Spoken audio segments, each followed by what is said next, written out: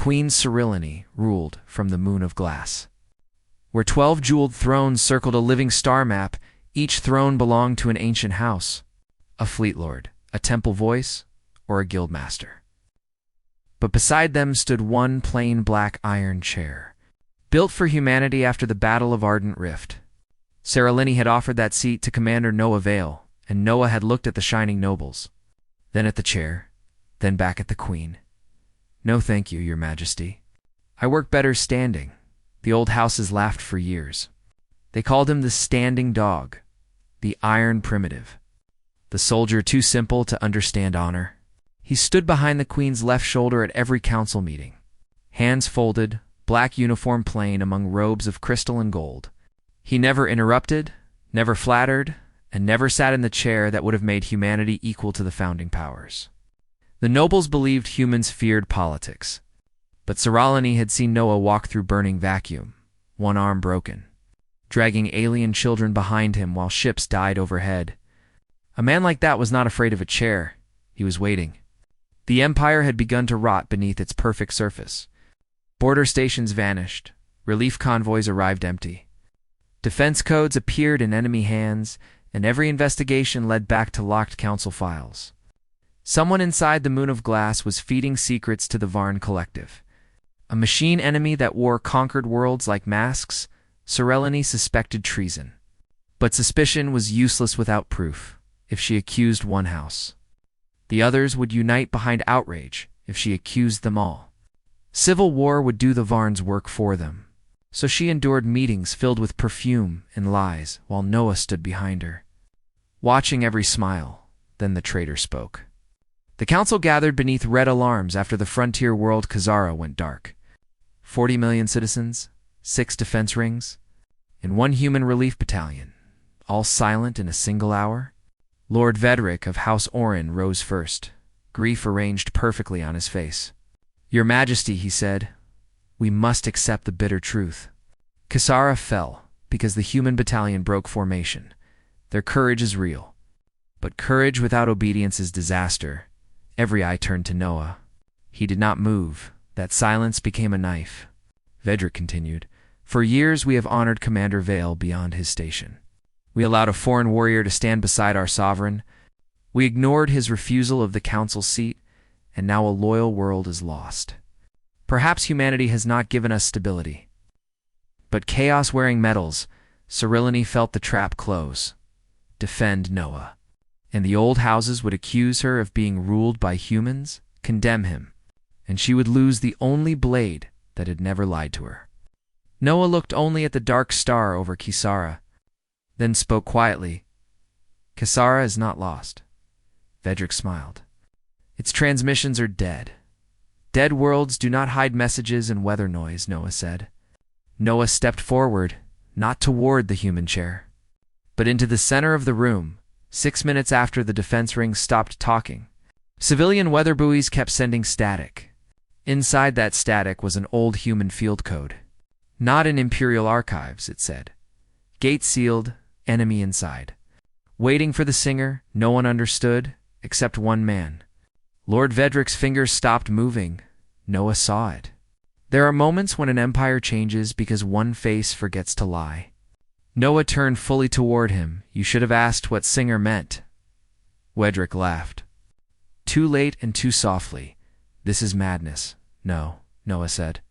"Madness is a Varn fleet, knowing Khazara's defense rotation in the human landing corridor.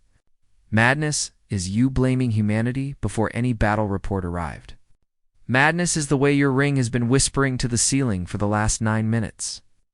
Vedrick's hand twitched toward the jeweled ring. Noah fired. The shot cracked across the chamber. Not into flesh, but into gold. The ring shattered, and the thing inside screamed like burning insects. A black Varn transmitter unfolded from the fragments. The nobles backed away in horror. Vedrick's face emptied, his expression sliding off like paint in rain. Then his jaw split open along hidden seams. The traitor had spoken. Now the mask was done pretending. A machine voice crawled out of his throat. "Human animal." "You noticed too late?" Noah smiled without warmth. "Humans are famous for being late." The Varn signal burst through the council systems. Lights died, doors sealed, weapons locked in guards' hands, and the star map folded into black static. The plan was clear.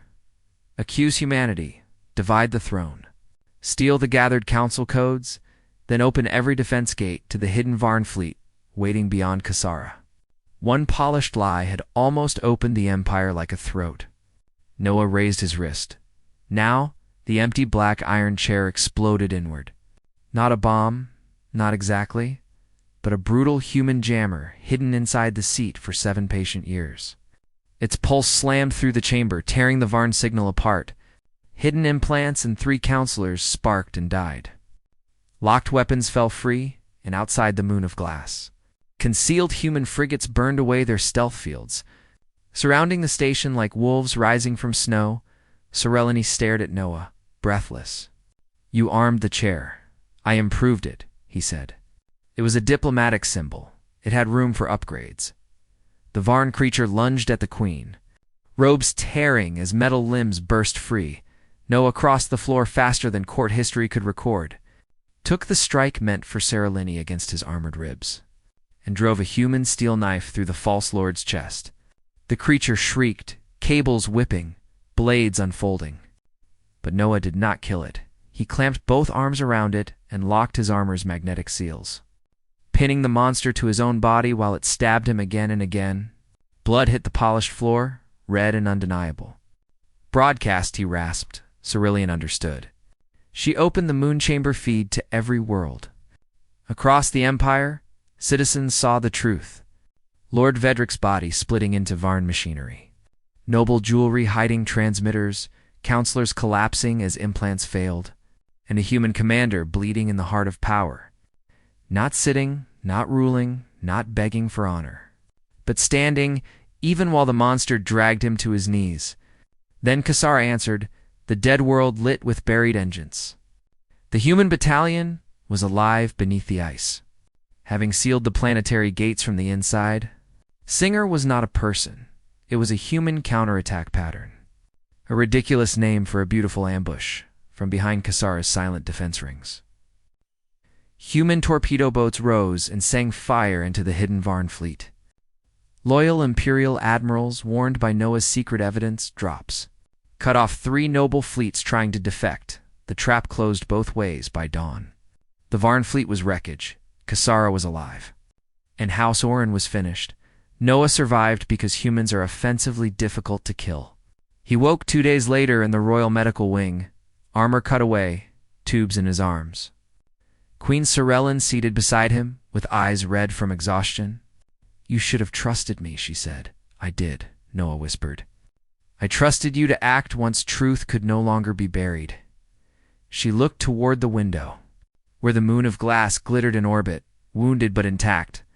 And the chair, useful chair, it was illegal, useful things often are, at the next council. The black iron chair was repaired, though nervous engineers inspected it every hour. The old houses arrived quieter than before, fewer jewels on their hands, fewer lies in their mouths.